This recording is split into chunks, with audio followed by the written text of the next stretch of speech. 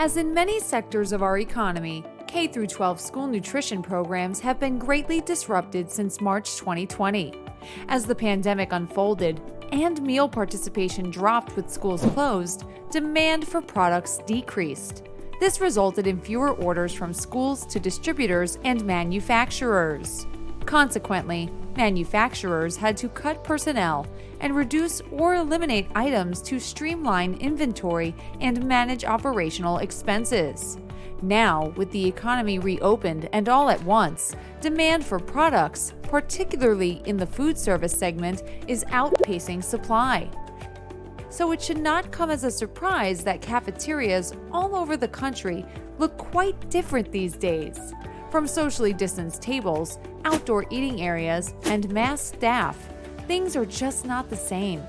Shortages and supply chain issues have brought great challenges at all points of the chain, from raw materials and manufacturing to packaging and transporting. In addition to food, this shortage affects the paper products used to serve meals, and even the trays that are a mainstay in every cafeteria, among other items.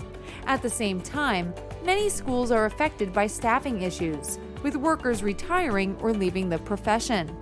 Yet, despite these challenges, school nutrition teams are working tirelessly behind the scenes to secure the necessary items needed to provide students with a healthy and balanced meal.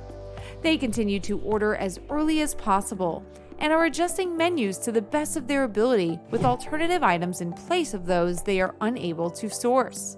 This means that you may see more frequent changes on the menu, so be sure to check your school's website often. With so many shifts, one thing remains the same: the commitment of school nutrition professionals to the children they feed. All over the country, school nutrition teams continue to be innovative and creative in their solutions to navigating these challenges, to ensuring students have access to healthy school meals. As essential employees, they have worked non-stop since the start of the pandemic, under very difficult circumstances, so they appreciate your understanding, support, and kindness.